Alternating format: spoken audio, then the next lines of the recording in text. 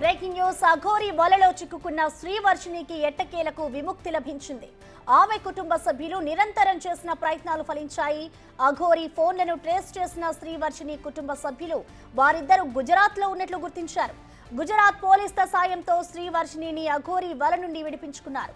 అక్కడి నుంచి బయటపడి మంగళగిరి బయలుదేరారు.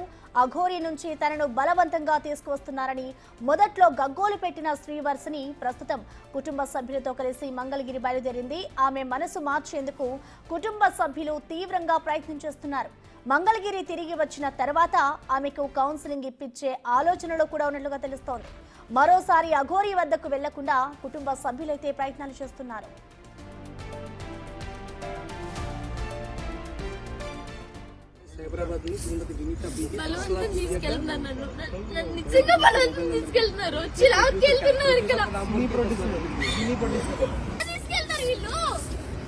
నువ్వు అడగమ్మా, నాకు తెలుసా అమ్మా.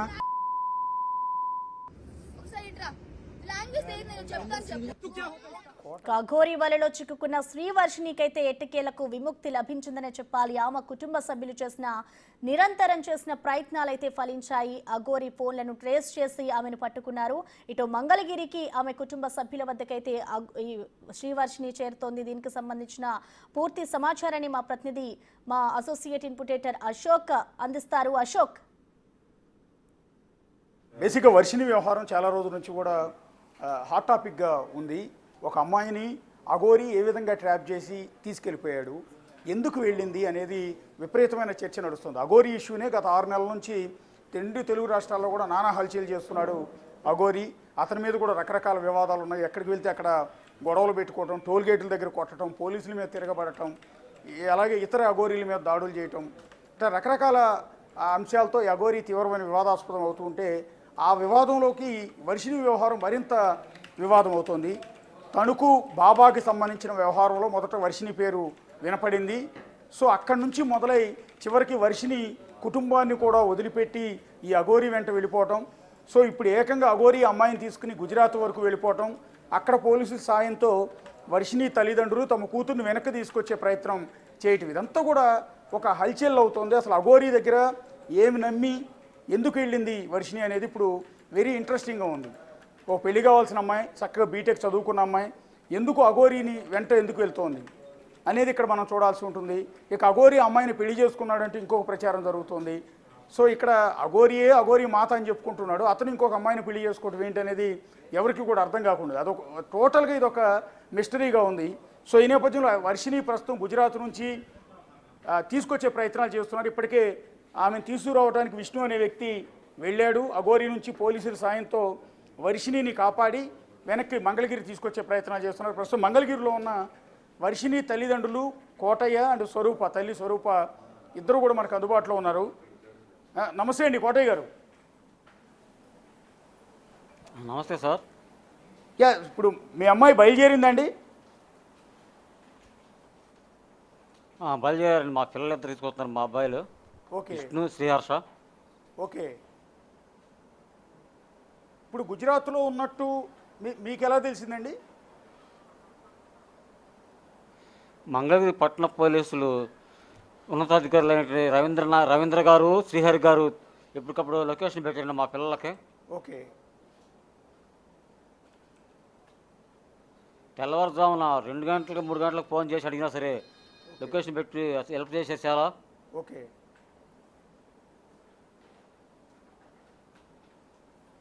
ఇప్పుడు మీ అమ్మాయి మళ్ళీ మీ దగ్గరికి వచ్చేస్తోంది. సో ఏమనిపిస్తున్నారు తల్లిదండ్రులుగా? అవును సార్. అంటే మీ అమ్మాయి వెళ్ళిపోయినప్పటి నుంచి కూడా మీరిద్దరూ బాధపడుతూ ఉన్నారు. ఇప్పుడు మీ అమ్మాయి తిరిగి మళ్ళీ మీ ఇంటికి వస్తుంది.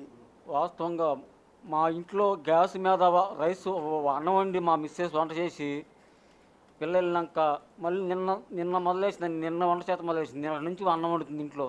ఓకే. అప్పటి వరకు బయట టిఫిన్లు తీసుకుని అల్పాహారంతో బ్రతకమే కానీ.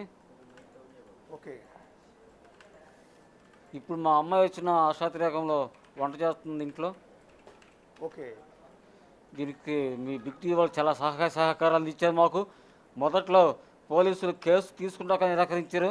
అలాంటిది మీ బిగ్ టీవీ యాజమాన్యం, రిపోర్ట్స్, ఈ అమ్మాయి యాంకర్ సాహిత్య, కెమెరామ్యాను, మన ప్రకాష్ గారు ఎంతో చాకచక్యంగా పోలీసులు ఒప్పించి ఎఫ్ఐఆర్ కట్టించారు కేసుని. ఓకే. అదేవిధంగా పోలీసులు కూడా ఆ పాప తిరిగి వస్తాకి చాలా సహాయ సహకారాలు ఇచ్చారు. ఓకే. ఒకసారి అంటే స్వరూప్ గారు, మా పాప అసలు ఒక్క నిమిషం అండి, మీ భార్యతో ఒకసారి మాట్లాడతాం. అమ్మ, ఇప్పుడు మీ బిడ్డ మళ్ళీ మీ దగ్గరికి వస్తుంది.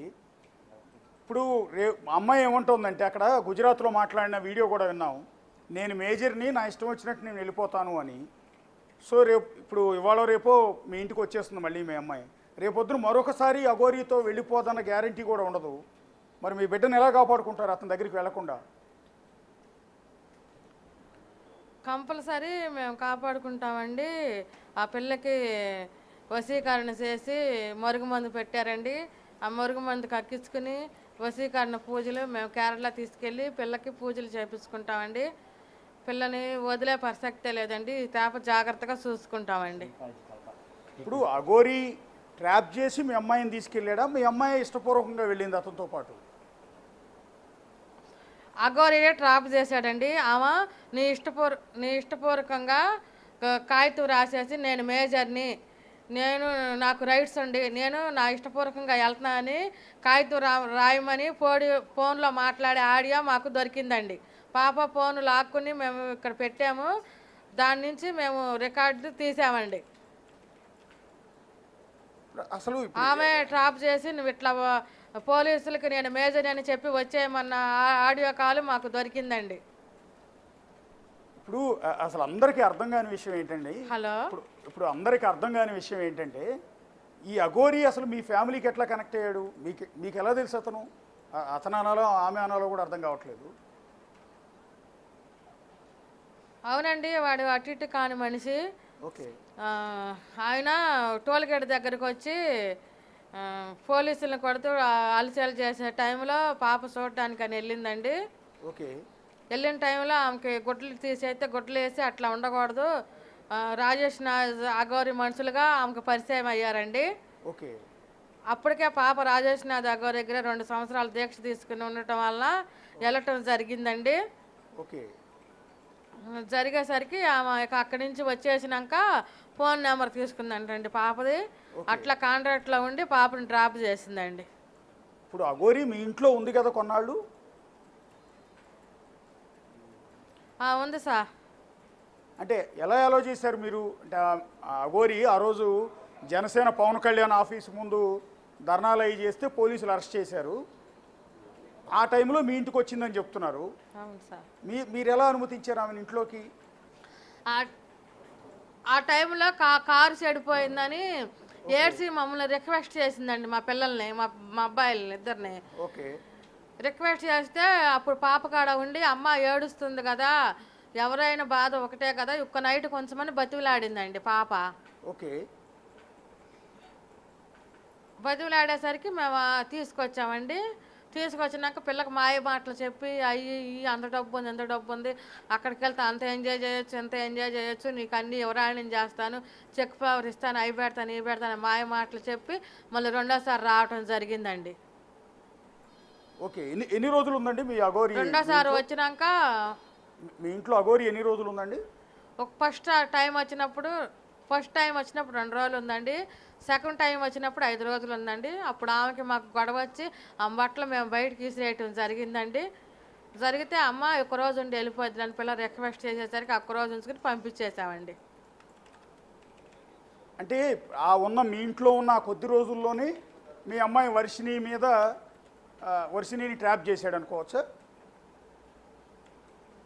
అవునండి, కొద్ది రోజులే వర్షిని ట్రాప్ మా ముందులే ముద్దులు పెడతాం, మా ముందులే ఆ పిల్ల మీద పడుకోవటము, పిల్లని అట్ట నొక్కటం చేయితే నేను అరిశానండి. అంత పిచ్చొస్తే పెళ్లి చేసుకో మా అమ్మ పెడతావేంటి, ఆ ఏం ముద్దులు, ఏంటి ఆ ఎంగిలు తినిపించడం ఏంటి, నీవేంటి, నువ్వు అవతారం ఏంటి, నువ్వు నిమిషం ఉంటే కీళ్ళేదని నేను అరిశానండి.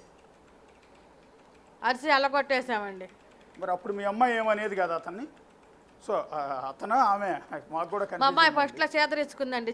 ఇవేంటి అవతారం ఏంటి, ఇట్లా ఆపదలో ఉందని రప్పిస్తే ఇట్లా చేస్తుందండి అని ఫస్ట్ చిరాకు పడిందండి. ఓకే. ఆ చిరాకు పడిన 2 రోజుల్లోనే పసర్లు పూసి వశీకరణ ముందు పెట్టేసేసరికి పిల్ల ఆ మైకంలో పడిపోయిందండి. అంటే అంటే ఈ రోజుల్లో కూడా ఇంకా వశీకరణ యంత్రాలు లేకపోతే ఈ ప్రయోగాలు, మందు పెడితే లొంగిపోవటాలు ఇవన్నీ జరుగుతాయని నమ్ముతున్నారమ్మా మీరు? ఉండయంటండి, మేము పూజారిని కనుక్కున్నామండి, నమ్ముతున్నామండి. అవన్నీ అంటే విష్ణుమాయ టెంపుల్లో కేరళలో ఓకే అపాయింట్మెంట్ తీసుకుంటే ఆయన పూజారి గారు మాకు లైవ్లో చెప్పారండి, ఖచ్చితంగా పిల్ల మీద వశీకరణ జరిగింది, కడుపులో మరుగుమందు ఉంది, మీరు కక్కించుకుని ఇక్కడ తీసుకురండి కేరళ అన్నారండి. మేము ఆల్రెడీ 10,000 రూపాయలు కట్టామండి, వెళ్తాక సిద్ధంగా ఉన్నామండి. ఓకే, అంటే ఇప్పటికీ నమ్ముతూనే ఉన్నారు వశీకరణ ప్రయోగం చేశాడు మీ మీద అని? నమ్ముతున్నాడు. ఆ పాప అసలు నేను మా తల్లిదండ్రులు డాడీ డాడీ మమ్మీ మమ్మీ అంటూ ఉండే పాప ఆమె వెనకాల పడి అట్లా మారిపోయిందంటే మాకు ఖచ్చితంగా వశీకరణేనండి. ఖచ్చితంగా మా బిడ్డ అట్లా చెయ్యదండి. మా తమ్ముడు లేని అన్న లేని నిమిషం ఉండదండి. అలాంటి పిల్ల వచ్చిన 4 రోజుల్లోనే అట్లా మారిపోయిందంటే ఖచ్చితంగా వశీకరణే. ఆ మాయని ఆ క్షుద్ర పూజలేనండి. క్షుద్ర పూజలే చేశాడు. క్షుద్ర పూజలే చేశాడండి. అంటే ఇప్పుడు మొన్న ఒక వీడియో వచ్చిందండి, సోఫాలో బహుశా మీ అబ్బాయి విష్ణు అనుకుంటాను, అతను పడుకునుంటే అతని మీద ఈ అఘోరి పైకి చాలా అసభ్యంగా ఉంది ఆ వీడియో అంతా కూడా. పక్కన మీరే కూర్చుని ఉన్నట్టున్నారు మంచం మీద. అవునండి, అసలు అట్లనే చేసేదండి. అవునండి, అట్లానే చేసేదండి. పిల్లల బొగ్గల కొరక బొగ్గలు బాగుండే లాగా ఓకే ఎక్కలెక్కలుగా ఎర్రగా అసలు ఆమెకు ఆడపిచ్చండి. ఆడపిల్లలు అంటే పిచ్చండి. ఆమె చాలా దౌర్భాగ్యరాలండి. అసలు ఆమె అఘోరి మాతే కాదండి, ఫేక్ అండి. అంటే అఘోరి మగాడు కాదు, మహిళ కూడా కాదు, బేసిక్గా ట్రాన్స్జెండర్ అని చెప్తూ ఉన్నారు. సో అలాంటి ఆమె ఇప్పుడు మీ అమ్మాయితోనూ అలాగే ప్రవర్తించింది అంటున్నారు, మీ అబ్బాయి విష్ణుతో కూడా అలాగే ప్రవర్తిస్తుంది కదా, మగ ఆడ ఇద్దరితో కూడా. అవునండి. అప్పుడు మీ అబ్బాయి మీద అట్లా ఆ రకంగా సోఫాలో ప్రవర్తిస్తున్నప్పుడు మీరు తిట్టడం అదేం చేయలేదా? అరిచామండి, తిట్టానండి. బ్యాగ్ బయటకి విసిరేస్తే దండం పెట్టి ఏడిసి వెళ్ళిపోయి, నేను భవానీ గాడి దగ్గరికి వెళ్ళిపోయి మళ్ళీ మాకు ఫోన్ చేస్తే ఈ రేత్రి పూట ఏడకెళ్ళను ఇట్ట పంపించేసారని ఏడిస్తే మళ్ళీ తీసుకొచ్చామండి. ఆ రేత్రి నుండి వెళ్ళిపోయిందండి. ఇప్పుడు మీ పాప బీటెక్ చదివారండి? అవునండి, బీటెక్ సెకండ్ ఇయర్ అండి. ఇప్పుడు పాప బీటెక్ సెకండ్ ఇయర్ చదువుకుంటోంది అండ్ దాన్ని ఒక ఛానల్లో కూడా పనిచేసిందంట కదా అమ్మాయి, రిపోర్టర్గా. అవునండి, సుమన్ టీవీలో 4 రోజులు చేసిందండి. ఓకే, నెల 18 రోజులు చేసిందండి. చేసేసరికి అంతలోకి దరిద్రం వెనకాలేసరికి అది జాబ్ కూడా దీనివల్ల మానేసి ఇటు వెళ్ళిపోయిందండి. ఇప్పుడు చదువు కూడా ఆపేసింది బీటెక్. కట్టామండి డబ్బులు, ఎగ్జామ్స్కి రావు, ఎక్టెండ్ ఆపితే చాలు అన్నారండి. ఏప్రిల్లో ఎగ్జామ్స్ అంటండి, మరి రాపిస్తామండి. ఇప్పుడు మొన్న ఎక్కడో చూశారండి, విష్ణు ఏదో ఒక ఛానల్తో మాట్లాడుతూ ఫోన్లో చెప్తున్నాడు, నాకు తాళి కట్టింది అఘోరి అండ్ మా చెల్లికి కూడా తాళి కట్టింది అని. నిజమేనా? అది మీ ఇంట్లో జరిగిందా? కట్టిందా? మా ఇంట్లో జరగలేదండి, ఎక్కడో రోడ్డు మీద భవానీ ఘాట్ దగ్గర కట్టిందంటండి విష్ణుకి. మా అమ్మాయికి మట్టికి మా ఇంట్లో కట్టబోతుంటే మేము అరిసామండి. ఇప్పుడు విష్ణు మగాడు, అతను ఈ అఘోరి తాళి కడుతుంటే ఎందుకు కట్టించుకున్నాడు? మరి అక్కడ కొట్టాడండి, అక్కడ మరి అక్కడ ఏం జరిగిందో మేము లేమండి. ఓకే, ఇప్పుడు విష్ణు మీ అబ్బాయేనండి, సొంత కొడుకేనా?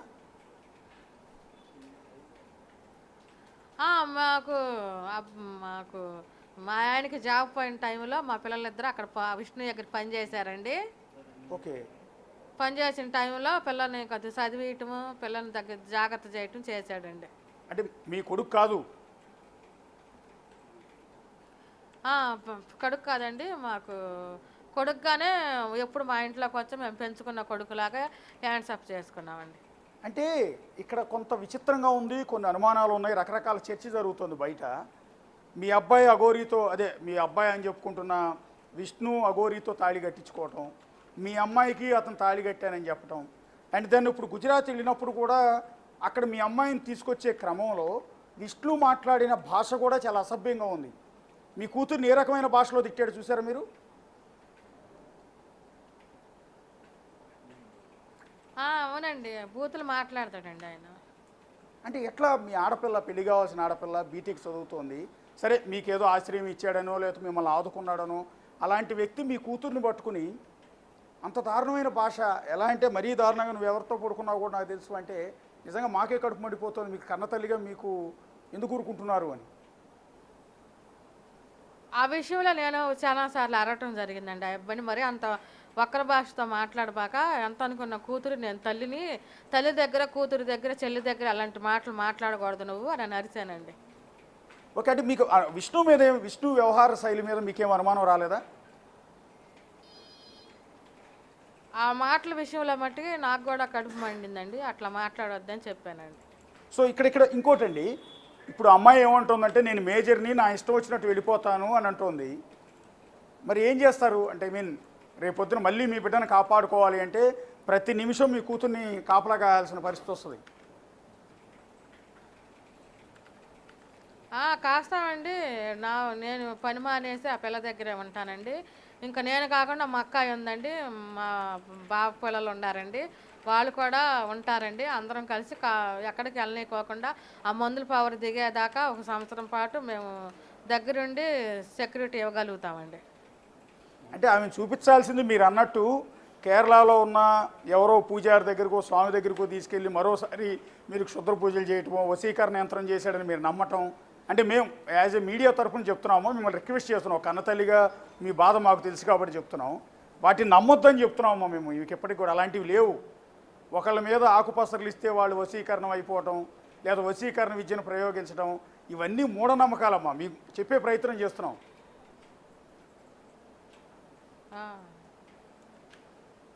అమ్మాయికి ఇప్పించాల్సింది కౌన్సిలింగ్. ఒక మంచి సైకాలజిస్ట్కి తీసుకెళ్ళి అమ్మాయికి ఇప్పించాల్సింది కౌన్సిలింగ్ అమ్మ.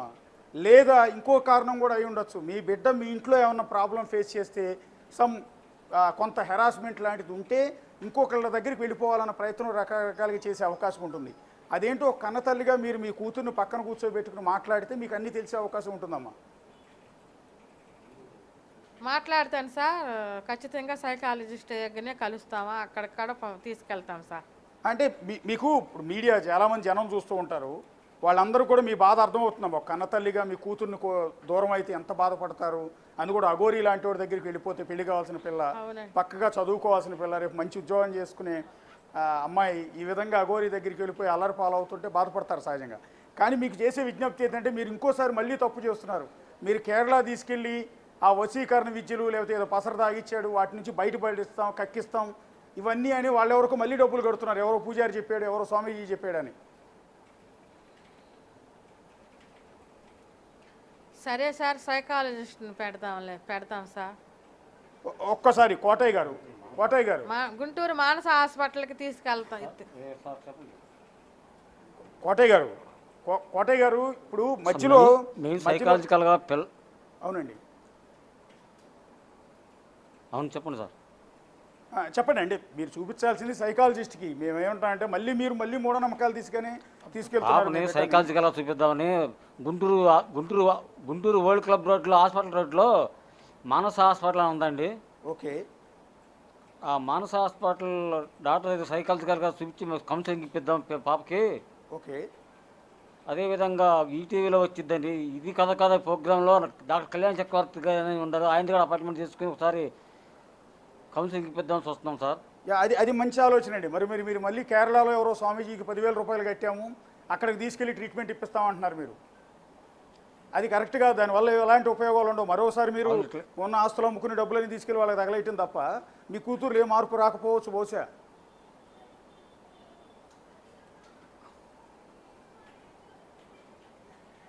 ఎగ్జాక్ట్లీ 99% సైకాలజికల్గా ట్రీట్మెంట్ ఇప్పిస్తామండి డాక్టర్ గారు.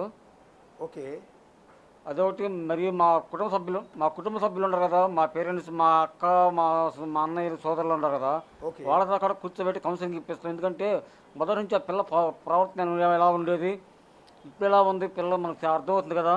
అవునండి. అంటే మీరు అఘోరీ మాయలో పడిన తర్వాత తల్లిదండ్రులుగా మీరిద్దరూ అమ్మాయిని కొట్టడం తిట్టడం కాకుండా, లేకపోతే విష్ణువుకి అప్పచెప్పి విష్ణు అతను అమ్మాయిని కొడుతున్నాడంట, తిడుతున్నాడంట మంగళగిరి పట్టణంలో. ఓకే, అసలు మంగళగిరి పట్టణంలో కోటయ్య సదుపాయ కూతురు అంటే తెలియదండి. విష్ణు చెల్లెలు అంటే విష్ణు అన్న విష్ణు అంటేనే అర్థం, చాలామందికి 99% తెలుసు. ఓకే. అట్లా ఉండేవాళ్ళు వాళ్ళిద్దరు.